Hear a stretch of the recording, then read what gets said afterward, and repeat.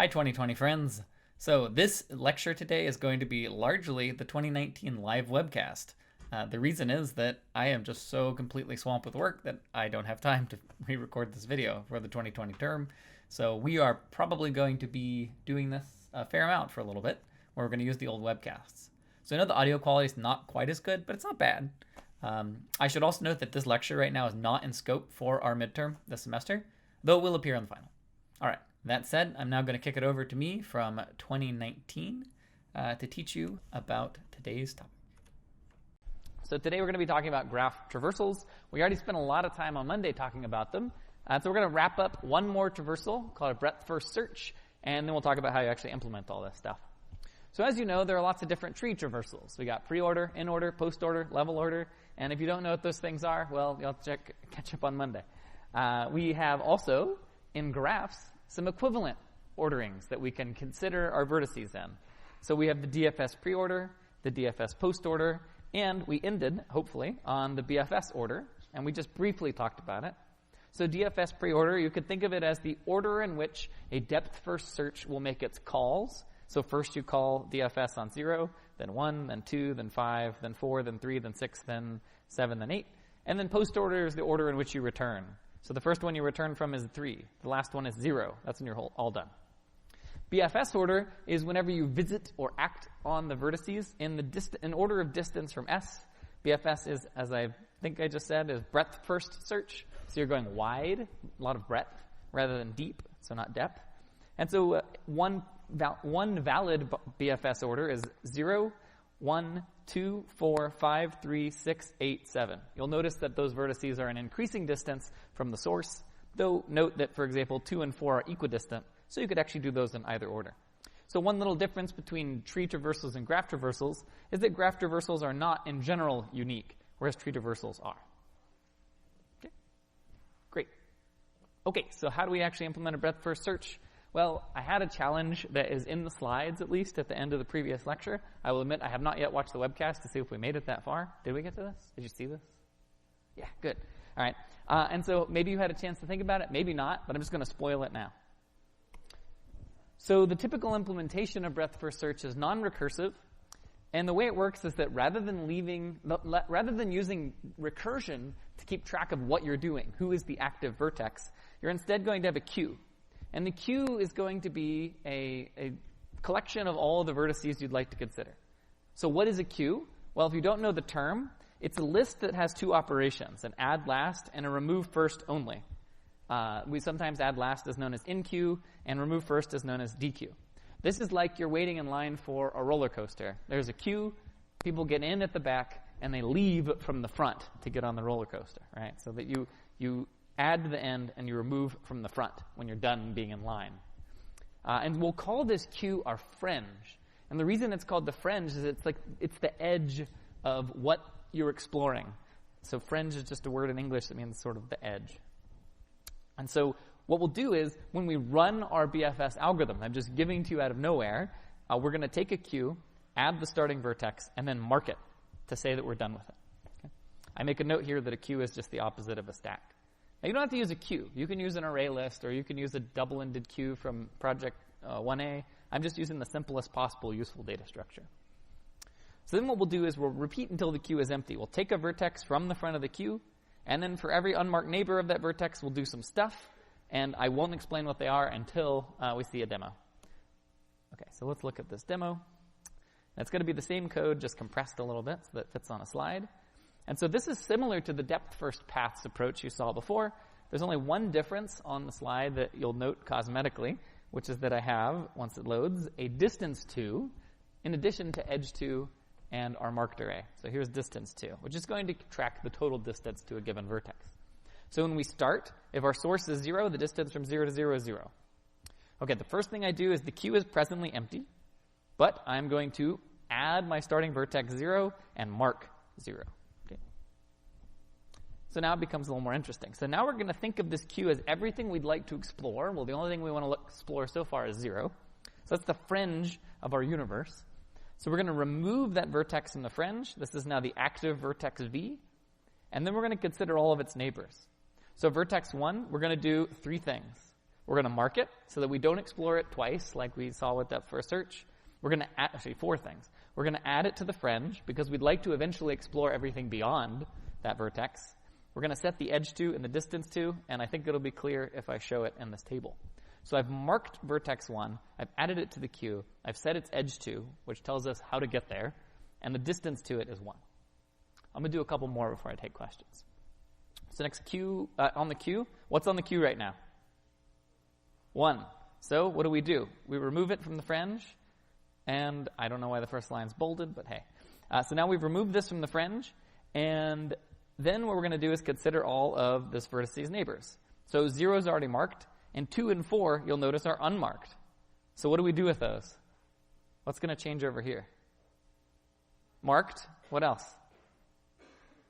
Distance to and edge to. And we're also going to add it to the queue. So the 4 things that happen are marked, edge to, distance to, and you're put in the queue. Okay? All right. So one more. And then, so we got 2 things on the queue. Let's say 2 is at the front. So we take 2 off. Now 2 is the active vertex. How many unmarked neighbors does 2 have? 1, and that's 5. So 5, we're going to set its edge to, its distance to, and its marked array. So any questions about this, what I'm doing? Okay, great. So next up, who's going to come off the queue next? 4. Now here's an important point. If you look at the queue, you'll notice that it has 1 vertex that's distance 4 and 1 vertex that's distance 5. So which one, just if we're trying to explore in a breadth first manner, which one should we explore first? 4. And that's good. It's on the queue. So the queue is enforcing that rule that we're always looking at things in the order of the distance from the source. Because the queue, well, as we'll see in a moment, is always going to have the most proximal unexplored items. So 4 comes off next. It has 1 unexplored vertex, or unexplored neighbor, which is 3. So we add 3 to the queue. We mark it as true. We set its edge to. We set its distance to. And you'll notice that each time we're setting the edge to equal to the current active vertex, and the distance equal to the distance to the currently active vertex plus 1. Because this is basically just saying we're 1 step further. So 5 comes off next. It has 2 unexplored vertices, 6 and 8. They go on the queue. And so now if you look at the queue, it has a vertex number 3, which is what distance from the start. So vertex 3 is what distance from the start? 3. And 6 and 8 are 4. And so there's an invariant with breadth first search, which is that the items on the queue are always either k or k plus 1 distance from the source for some k, and that k changes over time. So at this moment in time, the queue contains vertices of distance 3 and 4. And that's really important to why this is breadth first search. You're making sure that it will work because of this invariant. Like, this is the reason that breadth first search works. Because there's no way that we're going to get a vertex of distance 5 on here. To get a vertex of distance 5, how far away would my current vertex have to be? 4. But right now, we haven't finished all the vertices with distance 3 yet, so there's no way that's going to happen. So this invariant will stay true, and therefore it will stay true. Induction. All right, any questions about that or other? Also, a lot of people here today. It's nice. Good to see you. I was a little afraid given the project. All right, so next up comes 3. 3 is removed from the vertex. Is removed from the queue. How many unmarked neighbors does it have? None, so we don't do anything. All right, who's going to be the active vertex next? 6. How many unmarked vertices does it have? 1. There we go. Doop, doop, doop. We changed those 3 things. Okay, who's next to be active vertex? 8. Nothing interesting happens. 7. Nothing interesting happens. And we're done. So that's breadth first search.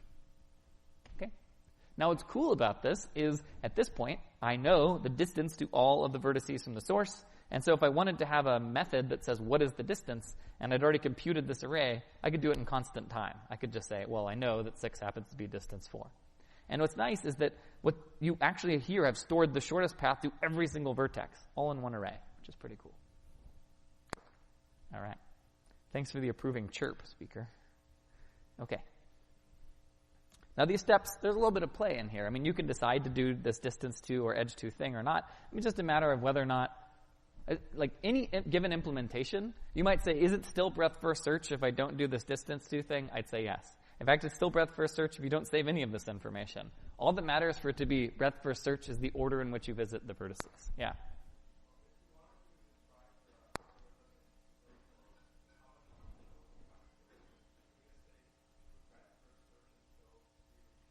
So if you wanted pseudocode for what? For the problem. I mean, I would say, yeah, I guess if you were working with really advanced folks, you would say something like, do breadth first search where the action you take at each vertex is this, is what I would say. That would be the shortest way. If you're at a job interview, maybe you'd do that, because you probably wouldn't mention this queue thing every time. Actually, one other thing I want to show you that happens in breadth first search is that whenever you step through, if you watch which vertex is the active vertex, it kind of jumps around. So the active vertex, it will be this bolded V. So as it hops around, you'll notice that unlike depth first search, it can jump these long distances. So right now the active vertex is 5, but next it will be 3. Okay? So it's just a feature of breadth first search, and that's one of the reasons we need this other data structure to lean on. It's keeping track of this global list of all the things I need to be doing. Depth first search, as you may remember, we're always going to a neighbor. Either we're going to our immediate neighbor, or we're returning to whoever called us. Okay, so we can hop around a little. So if you just play around with it later, you can see that V hops around long distances. Okay. All right. So what good is breadth first search? Well, here's an example. So Kevin Bacon, he's a guy. He's in some movies. Here I have a clip of him in a movie. Maybe it'll play in here. Okay. No sound again. Oh, no. Grammarly. Has anybody here actually used Grammarly or just... Okay. Is it good? It's all right. Okay, cool. I've only seen like 3 million ads for it.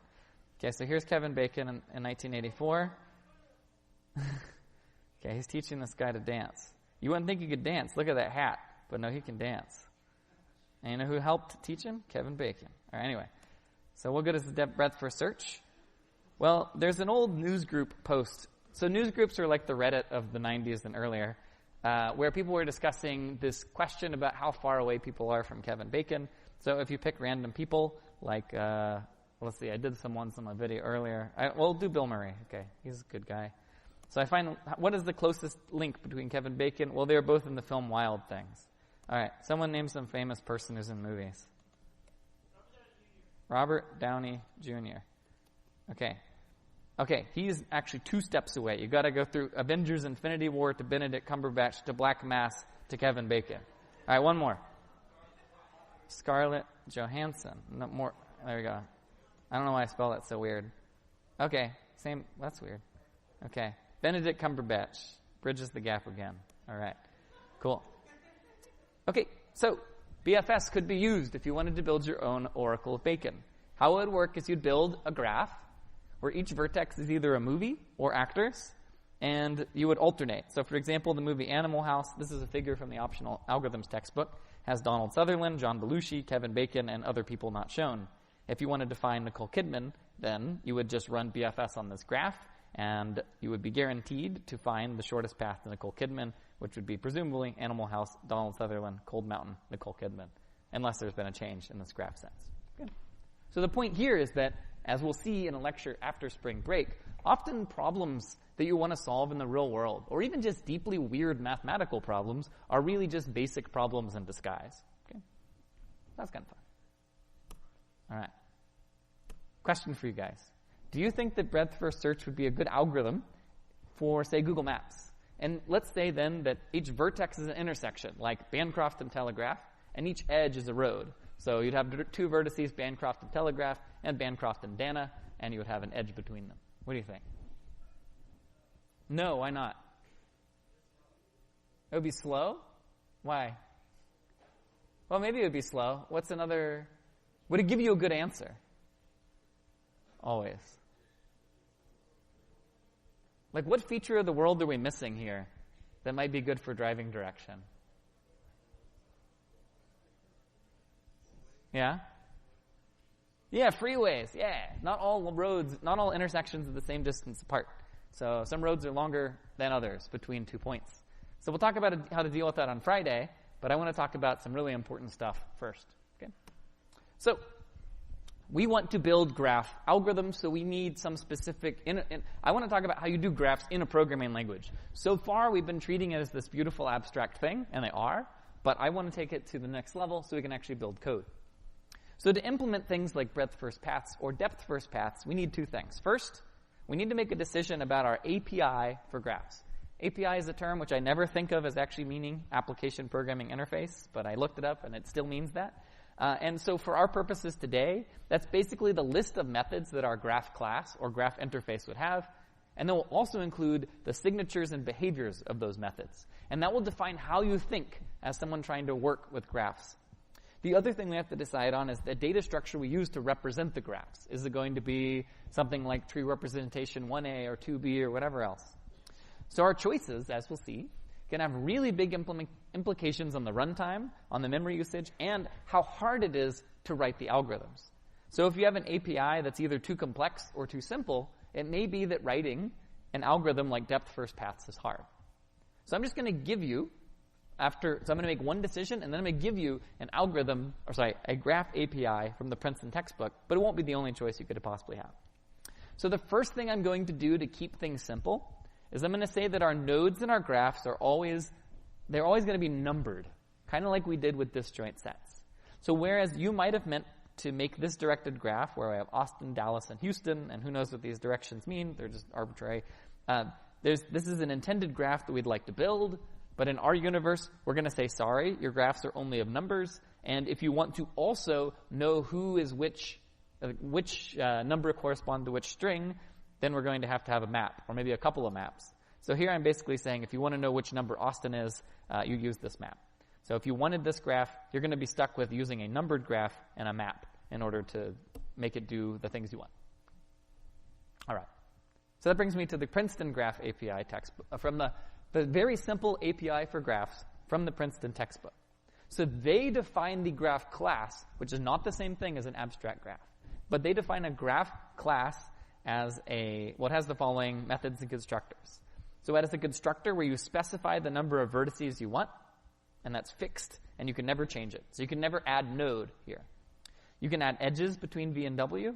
You can ask for the total number of vertices. You can ask for the total number of edges, and you can ask for an iterable, which will give you all of the neighbors of a specific vertex.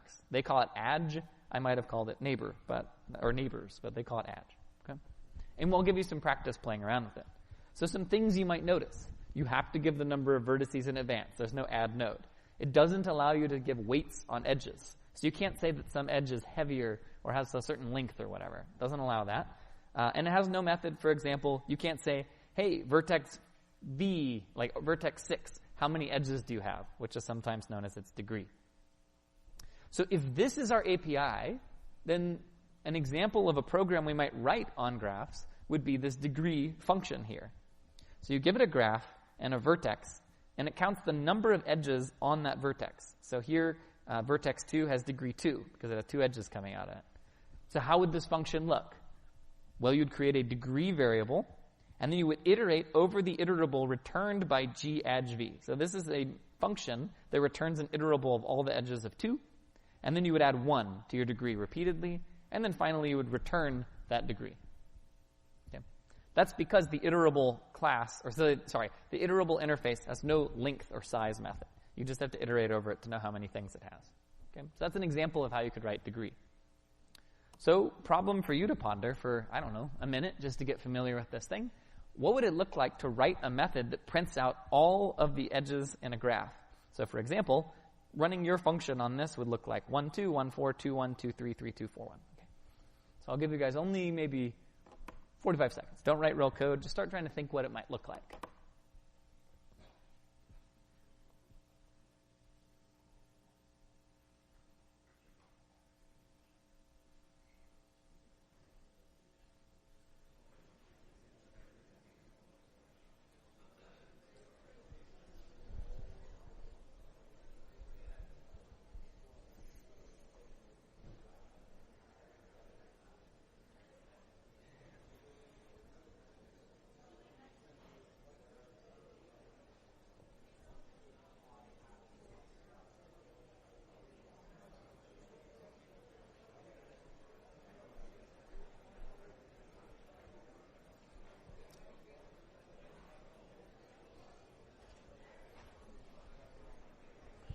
Okay, I'm spoiling it. There's my print method.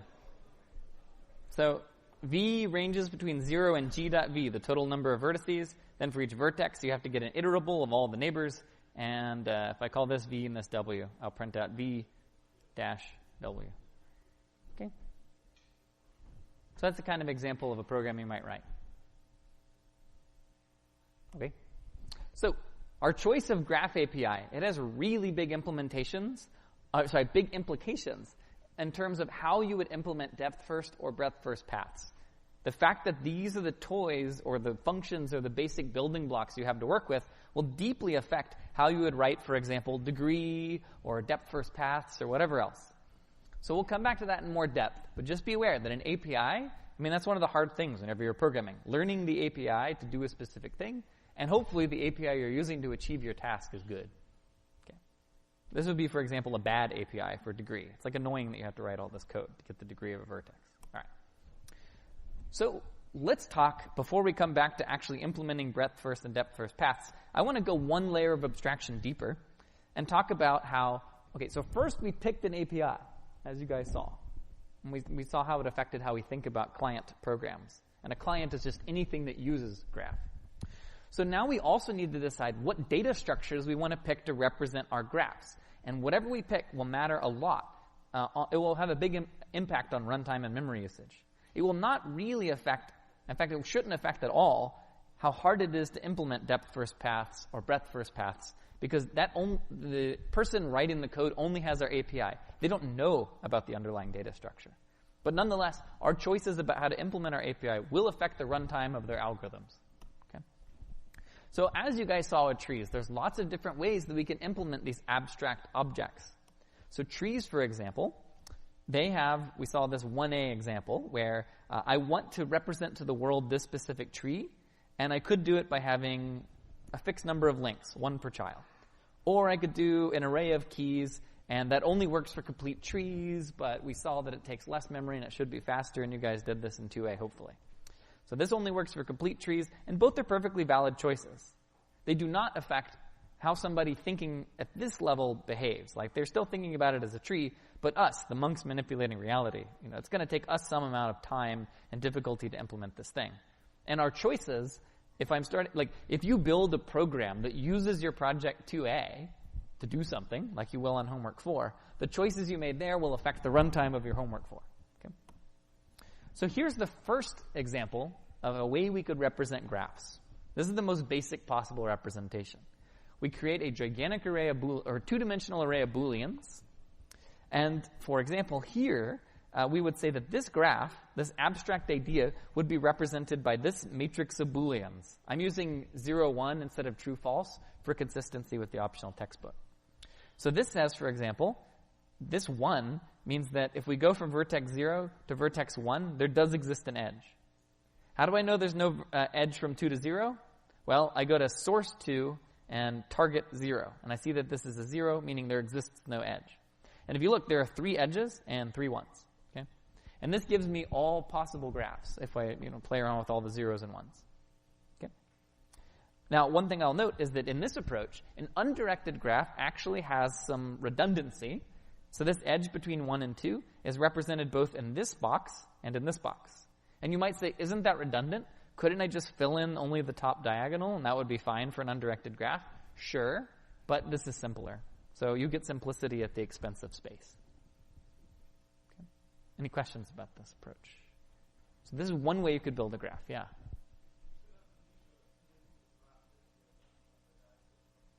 You could have an illegal graph. Yes, so if you fill in a 1 here, it's still a graph, but it's no longer a simple graph, which are the graphs we always do. But this representation will allow you to represent graphs with self-loops also, if you wanted to.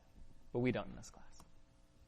So for example, to get a sense of what this would mean, this g.adj2, right? If I ask for an iterator over 2's neighbors, it gives us an iterator, and that iterator will have 2 values in it, okay? So you can call next up to 2 times. The first time you call it, you'd get 1. And the next time you called it, you'd get 3. And now, there's actually a pretty hard line on the slide. It's not obvious that this is hard, but the total time it would take to iterate over all neighbors of any vertex would be theta v. In other words, if I write a for each loop where I say, get me all the neighbors of 0, okay, I would get an iterator over this array, but actually stepping through it would take theta v time, because even though there's only one edge that actually exists, whatever code you use to write the iterator still needs to look at all of these entries in order to make sure that they're not 1. Okay?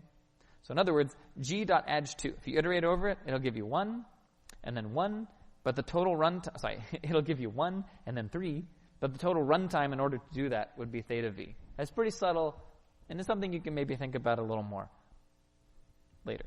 Okay?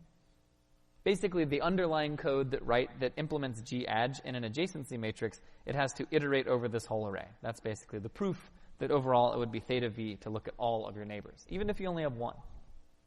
Okay? So question for you. That print method that you guys wrote earlier, or at least just saw me do, what do you think would be its runtime? So I'll give you a little Yelke here.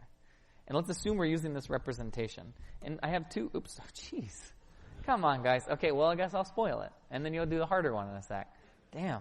Anyway, I'd touched my computer in a dramatic flourish. Okay, so one way you can scaffold this is you can ask, what is the runtime to iterate over V's neighbors? So if I want to iterate over any vertices neighbors, what's its runtime? V, because I just said that. And how many vertices do we consider? V. So overall, the runtime would be V squared. You can think of it as you're iterating over this whole matrix.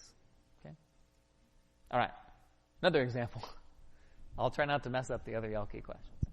So another representation you could do is just build a hash set of edge objects. And that would mean you'd have to define some edge class. I won't show it. This is a pretty atypical implementation, but it can technically do anything you want.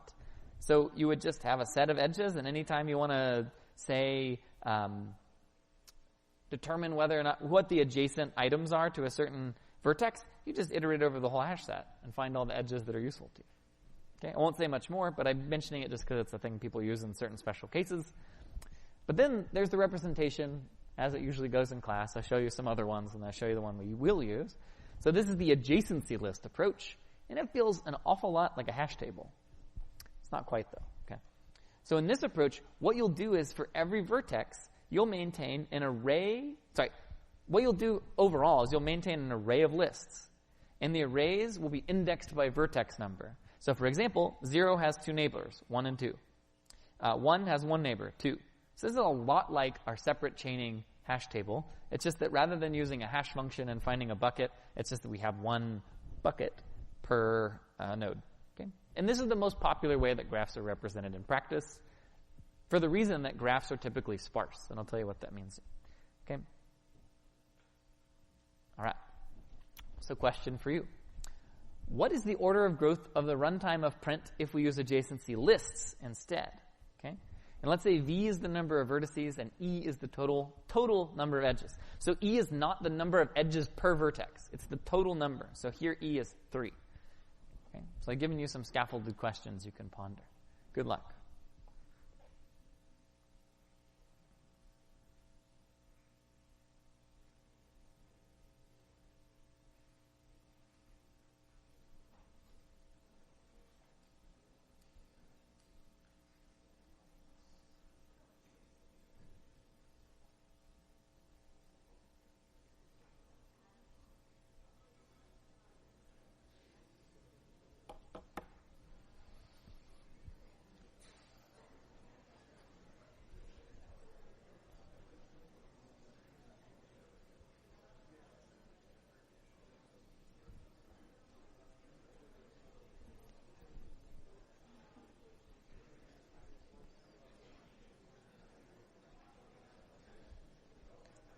Can we give you a hint in a sec? You can lock in a vote now if you want before I give you the hint. Okay, here comes my hint, even if you haven't answered yet. Okay, so the runtime, I haven't given you the answer. I'm just pointing out some things. So the runtime to iterate over V's neighbors could actually be now variable. It could be anywhere between 1 and V. So if the list is short, then it will be, all the lists are short, they'd be constant time. But certainly it's never going to be more than V, because each list can have no more than V items. And we have to consider V of vertices.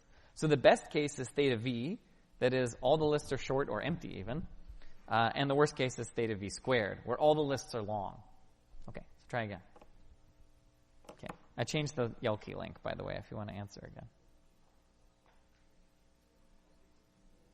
This is a hard runtime question.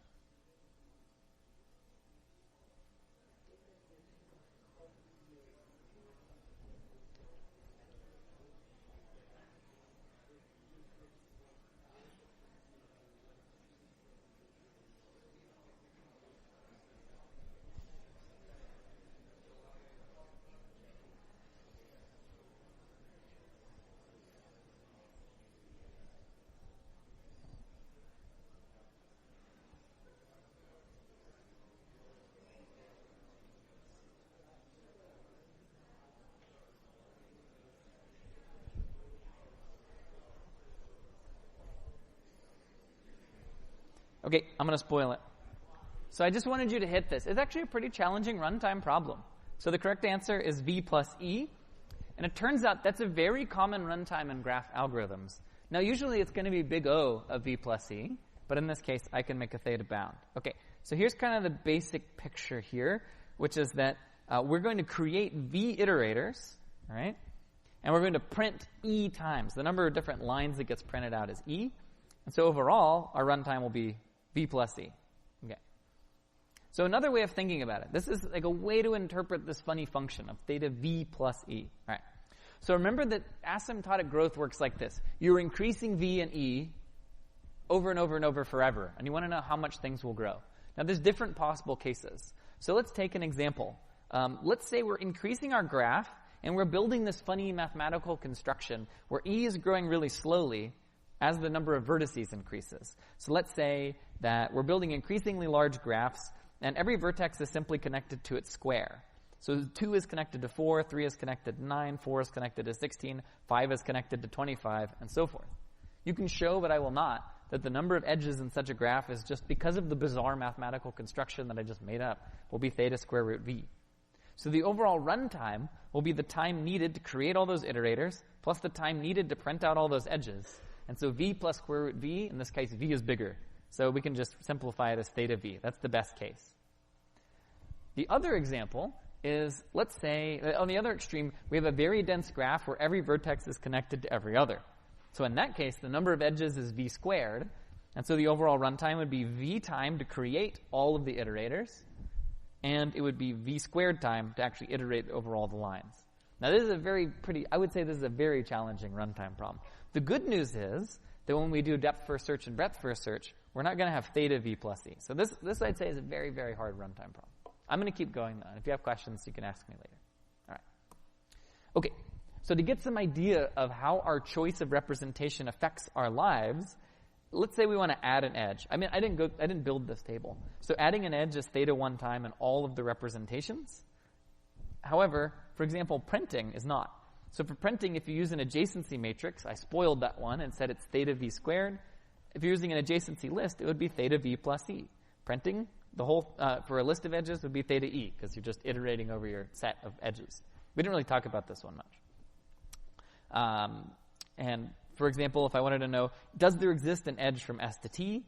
Well, then we would say in an adjacency matrix, it's very fast. I just look at the entry in the two-dimensional array. In an adjacency list, I have to look through that whole list. So it'll be whatever the degree of V is. I do not expect you to memorize this table.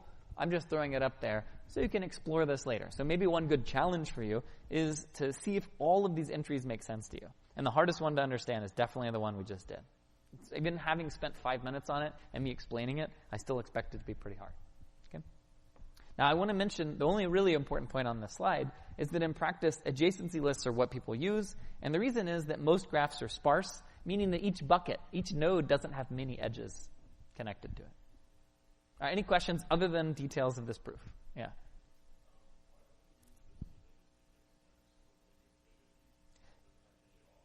Yeah, good point. Okay, so the reason is that in a list of edges operation, so here, let's see, what do I want to do? So printing, yes, but getting the adjacent, this is why, actually. So if I want to iterate over the edges of a particular vertex, each one of these loops would cost theta E time. That's why. So if I want to get, for example, all of the edges that are adjacent to A, I have to iterate through every single edge in the entire list.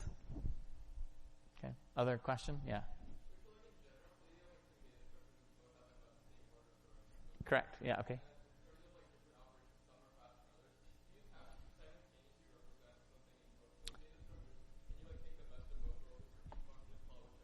So the question was, does it ever make sense to have two representations and use one for certain fast operations, for operations to be fast, and a different data structure for other operations when you need them to be fast? Yes, though I don't think we see any examples in this class. The cost that you have in that case is needing to maintain two parallel copies. There's probably cases where it's helpful, and I bet in databases it happens. So when I teach W186, maybe I'll learn. I don't know. Yeah. Other question? Okay. Cool. What would it actually look like in code? Well, this is the graph implementation that Princeton provides, but I made it a little less weird. So we have in the constructor, we set v equal to whatever the v is that was passed in. We create a list of, or an array of integers. Sorry, an array of lists of integers. And then we, after we've created the, this is basically declaring the variable. No. This is creating the array, and this is creating each of the lists. Okay. Adding an edge is pretty simple. So this is an undirected graph. So we need to make the one, we need to make sure that the edge is in both of the two bins for an undirected graph. So this is just that redundancy thing, that an edge from 0 to 1 is represented twice. And then the adjacency method that gives us all of our neighbors just returns the list. However, it is cast as an iterable instead of a list. Why did Princeton do this? I don't know. I would have said list here, but they said iterable. All right. Cool. Okay, so now let's talk about how our traversals will actually be implemented, and hopefully we'll talk about runtime as well. We'll see. So first thing I should let you know is that when you actually implement these algorithms, it is a very common pattern that you'll decouple the type, the actual, say, the graph type, from the processing algorithm. So often what you'll do is you'll create a graph object, and then you'll pass that object to some other class. So it's not that you're going to create a depth-first paths method inside your graph class. Instead, you'll take, for example, you'll have a paths class that it will accept a graph. It'll take the graph in, and then it will think carefully. So here's the graph object, or the paths object. You give it a graph, it carefully thinks about all the things that could possibly happen in this graph, it sets up all those arrays, and then once it has done so, then it can return back has path 2 or path 2 in a rapid amount of time. Okay? So for example, this is what some pseudocode might look like. We say paths p equals new paths, graph comma 0. So this object here, this paths object says, okay, vertex 0. Okay, I figured out the answers to everything. And then if you then ask the paths object, hey, why is paths object? Is there a path to 3? It will say true. Or if you ask why is paths object, what's the path to 3? It will return 0, 1, 4, 3 rapidly. And in the constructor is where you're going to do all the work. It's kind of like in Project 2B when you build a KD tree. You do all this work up front in the constructor so that other work is fast later. Okay? So let's review how depth first paths works really fast, just to remind ourselves of what this thing was so we're not coming in totally cold. So if we wanted to implement this demo from last time, I'm just going to race through it just to get the texture. So when depth first paths begins, we hand it the graph, and we say, I'd like you to think upon this graph starting from vertex 0. And so the constructor will go through and make all these calls, okay, does all that stuff. And once done, we'll have created this marked array and this edge 2 array. So this is the result of the paths object's deep meditations on the graph. It has all of this information available. Okay. So implementation then. Let's see. Are we running out of power? Hopefully not. We got 20%. Plenty. Okay, good. So this is what the depth first paths implementation might look like. And I don't care that you look at this code super deeply. In homework 4, you'll have a chance to build graph code. You can come back to this kind of thing later. But basically, depth first paths has 3 instance variables. It has a source that's just handy for it to keep in mind, though you don't really have to keep that one around if you don't want to. You have an edge 2 array that stores the actual paths, and you have marked, which says whether or not something was reached. So when you start, you create these objects. I didn't show that. And then you just call depth first search on the graph starting at the source. And then what depth first search does in this case is it marks each vertex. Then for every unmarked neighbor, it sets the edge 2 and it calls DFS. There's no distance to in this case. Okay? That's the basic approach. So question, once this paths object, or in this case depth first paths object, has pre-processed a graph, how would you write has path to? What do you do? Which of these instance variables is useful? What do you think? So I want to know, is there a path to 6? What do you do? Well, you could check edge 2, maybe. There's actually a better answer, though. Marked. So if 6 is marked, you know that there's a path. Okay, so has path 2 is real easy. You just return marked v. How about path 2? Well, there you have to do a little more work. You have to say vertex 5, where'd you come from? 3, where'd you come from? 1, where'd you come from? 0. So here's some code. Not going to go over it. Okay. Hi, it's me in real life, 1 year later from what you were just watching. So the reason I'm making this video is someone caught a bug in the clip we're about to do, this little piece, these two folks on the internet. And so I'm addressing that by giving a better explanation that is now correct. So what I'd like you to do now is try and come up with a big O bound for the runtime for this depth first paths constructor. And you have to pick some kind of cost model or just reason about it. Just give me some kind of big O bound. Is it v squared? Is it v cubed? E times v? Whatever you think it might be. Okay. So the cleanest argument to me is to think back to our demo and to say that, well, each vertex was visited at most once. So that means it's big O of E runtime. And each edge is considered at most twice, which is big O of E runtime if we're only thinking about the edges, the edge considerations. So the overall runtime would be V plus E. Now, why do I say that? Well, if you think about it in terms of cost models and operation counting, the number of vertex visits is the same thing as the number of DFS calls, right? And we'll have no more than V such calls. And then the number of edge considerations will be this. So when we think about an edge, we consider an edge whenever we checked the marked on the other side of the edge.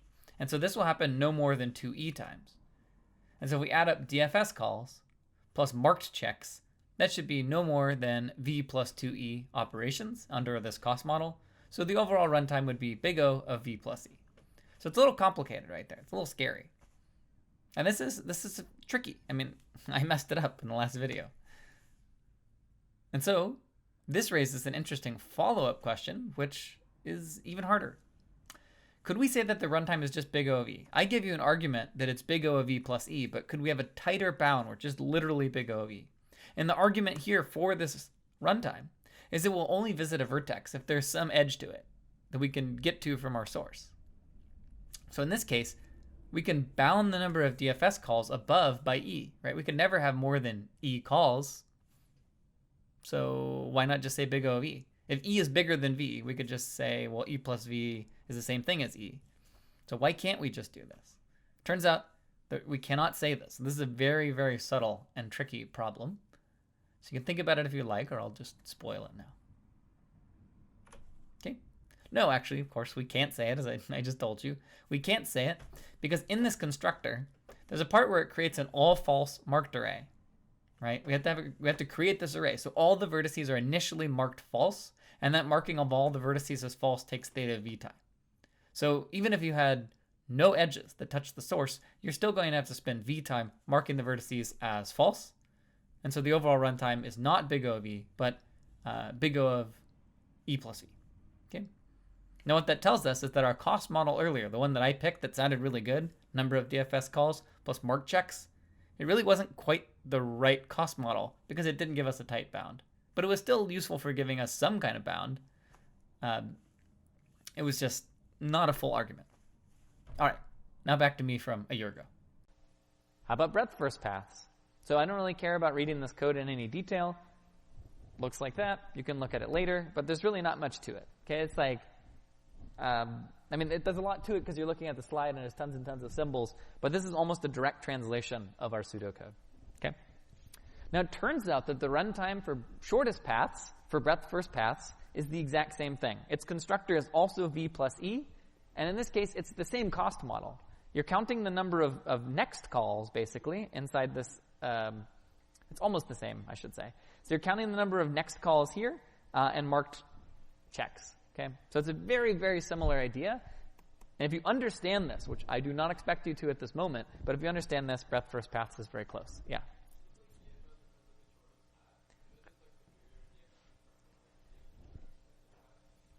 So if BFS is superior in the sense that it gives you a shorter path. you saying in terms of run times? Or? Oh, I see. Yes. Depth first paths. Why would you want this? I have no idea. Yeah. One reason is maybe it'll terminate more quickly if you're just trying to find any path at all. But yeah. I would say depth first paths is more of a toy program for lecture purposes. All right. So, wrapping up. I would like to point out an important fact, which is that abstraction happens, of course, in layers. And if these runtimes are hard. I don't really expect you to be able to get them in the middle of lecture, but I do want you to take this lesson home, which is that the choice of Graph API that we make has really important implications on what programs look like that do graph stuff. So if I want to write depth first paths or breadth first paths, it will depend obviously on what methods graphs provide. That's like kind of duh. However, it is also the case that the choice of how to implement the Graph API, so whether we use an adjacency list or an adjacency matrix, is going to very profoundly matter. Like if I change from an adjacency list to an adjacency matrix, our depth first paths runtime will no longer be V plus E. And so an exercise for you, I didn't think I'd have time in here today, but an exercise for you is to try and figure out what is the runtime, and I'll spoil it because that way you have some goal. So it turns out the runtime, if you use the exact same algorithm, depth first paths, just with this as the underlying representation, it'll be V squared. Okay? So try again a little later. And so ultimately, if we use an adjacency matrix, BFS and DFS are V squared, and if the graph doesn't have many edges, that's really bad. So we're going to use adjacency lists generally. So to summarize, before we go, sorry, we're kind of going quickly here. So we basically we saw BFS as our new algorithm, and we made two important choices. The first was Graph API, and I showed you the Princeton API, but there are lots of other possible ways to represent graphs than this. You'll get your own choices when it comes to homework 4. And again, the methods that are available will really matter. And then we saw implementations. There's 3 different ones we saw. We're always going to use adjacency lists. And my homework for you that you should think about over spring break or in discussion section once we get back is really trying to deeply understand these runtimes for adjacency lists and matrices. So on Friday, for those of you who are here, hopefully I'll be here, we'll be talking about shortest paths, and that's what you'll need for homework 4. All right. Good luck on the project if you're still doing it. Have a good spring break if you're not here on Friday. Bye. Oh, thanks, guys.